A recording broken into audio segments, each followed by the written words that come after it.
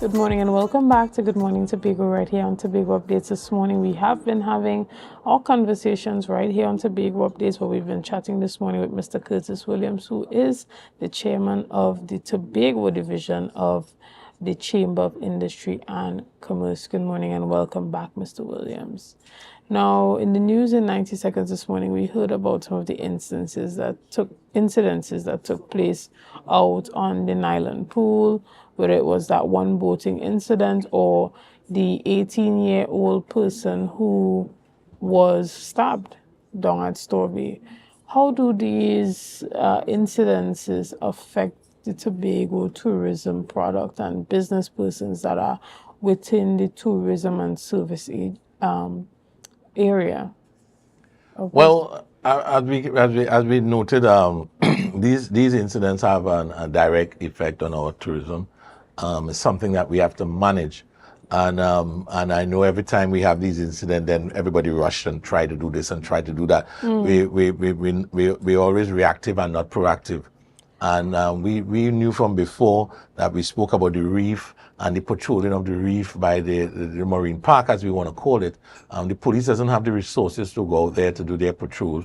Neither the Coast Guard. It seems like the Coast Guard, it doesn't have smaller vessels to do inshore patrols. And then the THA now, they had to take up the slack. So I knew in time gone by, there was a THA Marine division that was to patrol the reef area. What we see happening in this space, I mean, just a couple of weeks ago, I was at Pigeon Point, and I see some of these boats coming across, and they're all loaded with folks. They have double deckers. There's folks on top and folks below. But the folks on top, they're not evenly distributed. So the vessel is listed on one side, and they're all drunk, and everybody's smoking. And I mean, they're high and drunk. Down to the captain of the vessel, he have a little glass by him drinking. So I can imagine what's going on that vessel.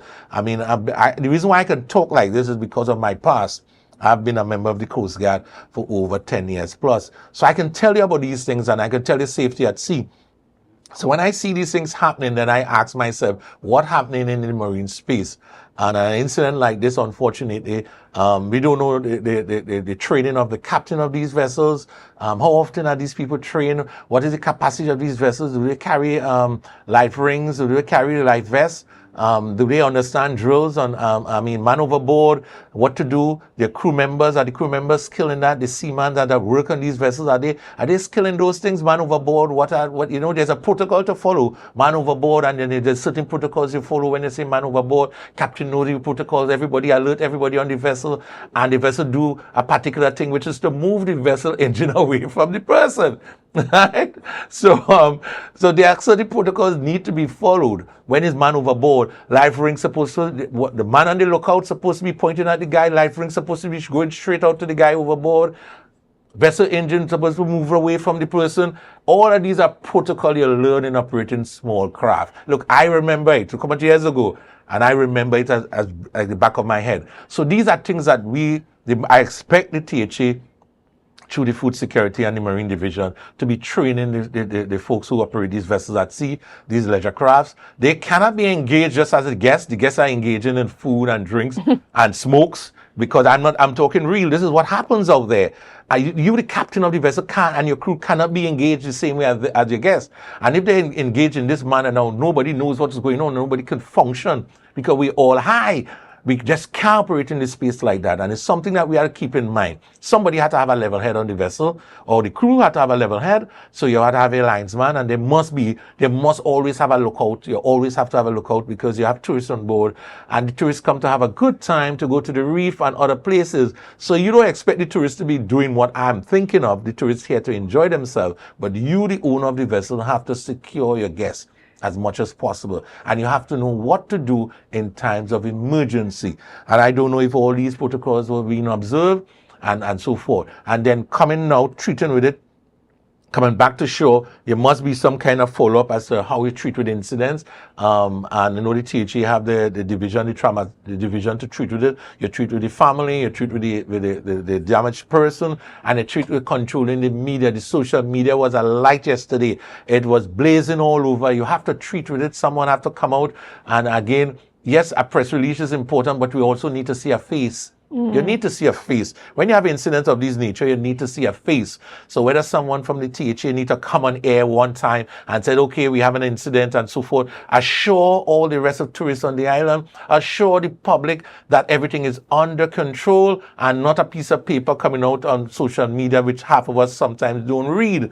There must be something coming out. So you assure the people, hey, it is safe going on the reef. Our operators are safe. They are good guys and they know how to care for you. But I think, Shenell, those are some of the things that we need to put in place to treat with some of these incidents at the sea. We cannot continue until there's going to be a huge incident and it's going to affect us. So let us be proactive. I'm speaking to now the Marine division of the food security. Be proactive. Let's start pulling all these operators of these vessels. We've seen some new ones coming on board and some new vessels going out there. We don't know how the inspection of these vessels. We don't know the capacity of these vessels. We're not training the captains and the seamen and them. So these are things we need to put in place before and don't wait until an incident or an accident. Understood. There used to be those reef patrols. Used to see the Coast Guard out there on the water. Do you think that that's something that this new Marine Park Management Committee has to ensure that there's more oversight? Because I believe one of the reasons why this type of behavior continues to occur is because persons know that who's going to come and do anything. But if they know that, maybe every hour there's a patrol happening or at an unexpected time, persons may be, more willing to comply, knowing that there are consequences, that the boat could possibly be suspended from functioning for maybe a month or 2, even 6 months, if they are not in compliance. And you're correct. We all the reef patrol, I haven't seen them for quite some time. I knew there were times when we will have that sudden burst of the Coast Guard coming and doing what they have to do and with the police, etc., going at sea. But we're talking about the THA. Don't wait for the Coast Guard. We know that there are problems. And don't wait for the police. I think the THA, in its wisdom, they had a Marine department, I remember, and the guys and them were precepted, and they could have gone out there. I try to remember one of them was Mr. Chance, I think his name is. I try to remember his name. But there were all these guys were trained and they can go out there and address the situation. You don't have to be hostile. You don't have to carry no big guns. You just have to go out there and caution the guys. And if they don't want to listen to your caution, you can pull their permit because they're all supposed to be registered. You can pull that registration. You can tell them, okay, we're going to escort you straight to the nearest port and you're going to offload all your guests and you're not going to operate until you abide to the following rules. And those are the things, and it had to be a continuous thing going. It cannot be something one-off. It had to be continuously happening in this space. And that's what we need to do. Tobago, we really can't take incidents of this nature. We are too small. We don't have the flexibility. And if something happened on the reef, something happened on no man's land, something happened on warm pool, it really going to affect all of us in the tourism. Every single one of us will be affected. Right. And, even as we round up our discussion this morning, we spoke about a number of topics. We touched on, the availability of Forex, Carnival, capacity building for Tobago businesses, and finally, how incidents of this nature that happen on the reef affects Tobago businesses and, how we interact, not just with tourists, but among ourselves, because there has to be a line being drawn between what we do as business owners and what we allow patrons to do. What we allow the tourists, okay, they can come and have a good time on the boat, but there has to be a differentiation between what the captain does and, what the persons aboard the vessel does. I want to just touch a bit more on that Carnival, because Carnival is just a few weeks away. Again, talking about preparation for businesses for this Carnival period. Well, I think it's everything looks like all go. The last check I make at our sector, we have a sector into the accommodation, and they were 90% filled for the October Carnival. And I know there are 1 and 2 larger plants on the island that still have some spaces. And you can look at them, but those smaller plants, even some of the villas, the guest houses, they definitely will be totally filled by now. So we are asking everyone to ensure that you make your necessary planning in place and come early, because we're all trying to come at the same time. Hence the reason why we're not getting any flights and we're not getting any space on the ferry. But because they put a lot of ceiling, as I said, additional ceiling were put in place. And there are still spaces around the island. There are a couple of hotels that still could do with some more bookings. And I know it's going to be a really, really hectic carnival. I'm asking the patrons, I'm asking also the vendors to come out, be safe, do all that you have to do to ensure that we have a safe and really wonderful time throughout the carnival.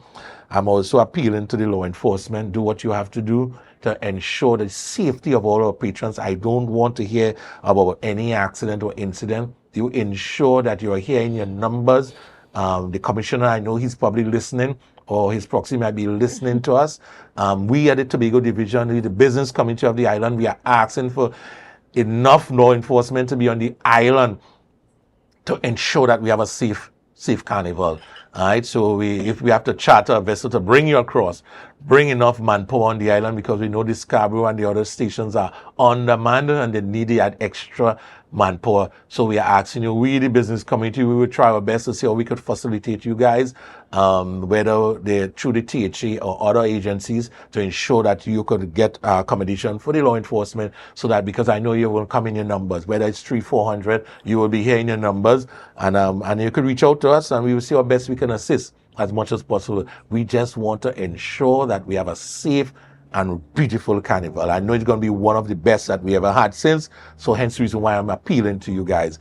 Also, the fire service, you need to be there too as well, because it's important that we don't have no kind of a disaster on that end. So the fire service, come out in your numbers. I know you're lacking of equipment. You've been complaining all the time. Yes, I understand that.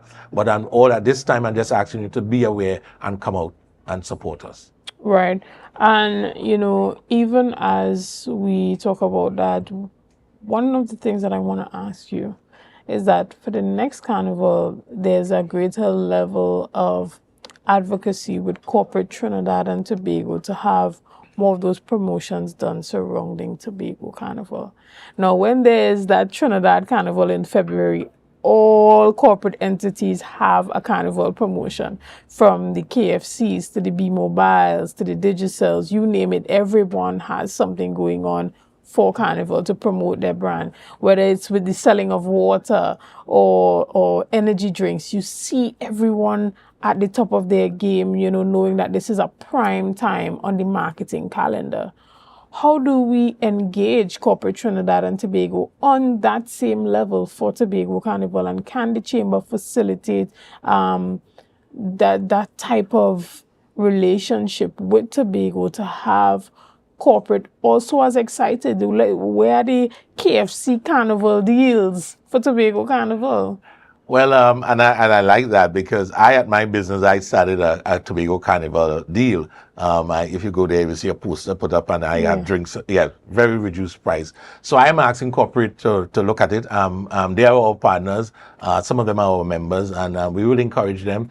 I know probably now might be a little too late, but next year for sure, we definitely will encourage them to take that whole of October and start to put in all those Ds that you mentioned, whether it's the Blue Waters, whether it's the KFC, whether it's the Subway, and all of them to come into the space and start to hype the carnival going forward. Exactly. So we have the excitement brewing throughout the month of October, going straight into the carnival. Right, and we're asking for that to start, from the July period, coming straight down July, August, September. You have that type of, and then what that does, it reduces the burden on the THA to spend millions of dollars on marketing the carnival. Because if everybody and their parents talking about it, yes, and this is the time where you can get things at a reduced cost because it's carnival, then the marketing budget is reduced. That's correct. And I like that idea. I know you're a marketing specialist, so I love that idea.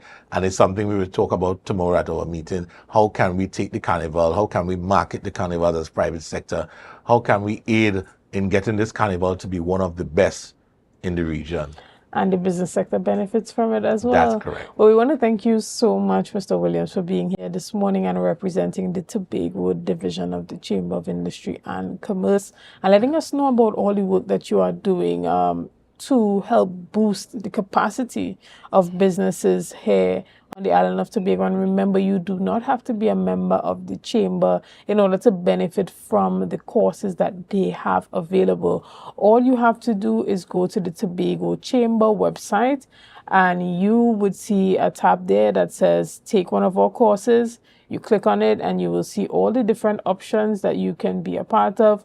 Click join our wait list and you'll be a part of that. So there are courses available in the fundamentals of marketing for small businesses, how to write a digital ad that actually sells, how to price for your service-based business without calculations that make your head hurt, and a number of other things that may be added to that list of courses very soon. So you don't want to miss out on that. You want to be a part of that. I mean, it doesn't take a lot for you to just take the time out and dedicate to boosting your business and your pricing strategy and your marketing. This is your opportunity to do so. But guys, unfortunately, this is where we end the morning show this morning. And we want to thank you so much for being a part of this morning's discussions. Thank you for your likes, your shares, and your comments, and all that you have been doing and continue to do to make Tobago Updates the #1 broadcaster here on the island of Tobago. Again, I am Shenell Felix, and have a great day. Rise up to a brand new dawn, and as the passion starts.